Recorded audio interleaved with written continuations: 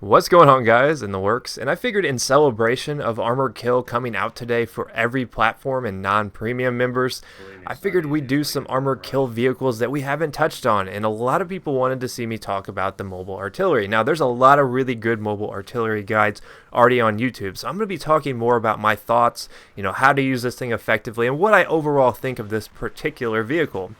Because in my opinion, this is one of the more tricky weapons, vehicles, whatever you want to call it, in the entire game. It's very, very difficult to control via driving, and you really have to be a skilled player with it to get effective results. Now, there are a lot of players out there that are very, very skilled with the mobile artillery. I've seen some really good streaks in this bad boy, but it's so hard to control, and that's one of the things that really puts me off to it, is the fact that this thing is like a fat boy running uphill. I like to call the Amtrak the, quote, turtle. This thing is like the tortoise. This thing is even slower. It has absolutely no power. So if you're trying to go up hills on certain maps, you're very limited in where you can place this thing because it needs to be on flat ground. You can't start shooting from an incline because it'll affect the trajectory of your actual rocket. So if you want to get in a good position with this, be careful where you put it because oftentimes it'll throw you off. Now you may notice this particular footage you're watching. This is from the very early goings of Armored Kill before I unlocked a lot of the attachments for it.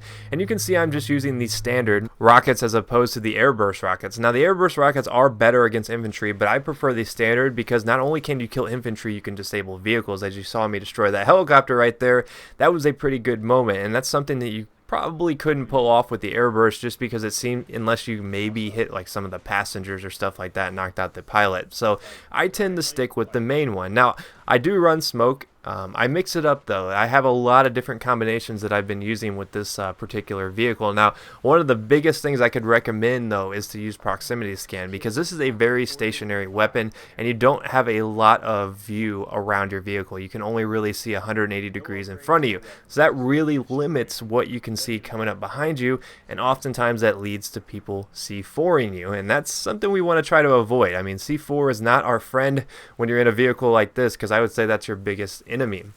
Now another thing that I want to point out is you notice that I don't have the map up. That's something I learned a little bit later on, is you need to have your map maximized. Now this will help you be precise with your rockets because you can actually see where your rockets are hitting on the particular mini map.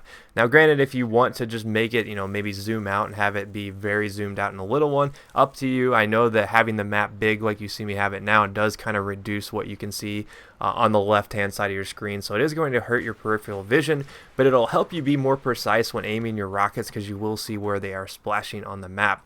And that's one of the things that I think a lot of people overlook, and it's one of the things that really helped me be more successful with this particular vehicle.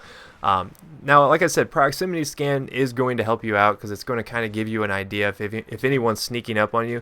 But if you do have your map bigger like that, it might be a little bit tricky to actually see that person sneaking up on you. So it's really up to you if you decide to use it or not. One of the things that I've been toying around with is the anti-air missiles, and a lot of people overlook the fact that how versatile the mobile artillery can be, because you can see I'm locking onto these guys. I'm kind of keeping them away from us. I'm being a team player because what the mobile artillery can do is it can kind of control the air and the ground at the same time, because if you see people capping points, you can cause chaos by raining terror upon them, and at the same time you can switch to your anti-air missiles and keep those helicopters from kind of coming in there and helping the other team cap a point. And one of the other big advantages to the anti-air missiles that I learned pretty early on is this mobile artillery cannot take a lot of damage. It's going to get destroyed quite quickly.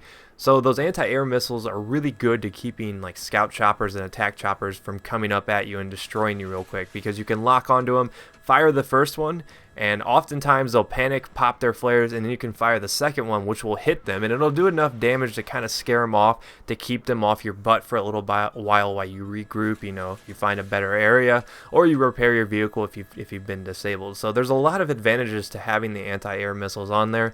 I know it's really going to come down to what map you're playing on, what situation, personal preference and stuff like that, but I am liking this particular setup right here. Now, it's really up to you though. If you want to run autoloader to help you speed up the process instead of proximity scan, I could see that, especially if you know that no one's going to sneak up on you. But let me tell you guys, C4 has been a pain in my butt throughout my entire experiences with this particular vehicle. It's been quite frustrating because it seems like every time you turn around there's a support dude running at you with C4. So Although it may not be the most powerful vehicle in the game, it certainly is pretty pretty useful from time to time. I would say that there's a huge skill gap though. It takes a while to really consider yourself a good mobile artillery guy. So practice with it. Practice makes perfect, and I think you guys will enjoy playing in the mobile artillery. And I'll see you guys next time. Peace.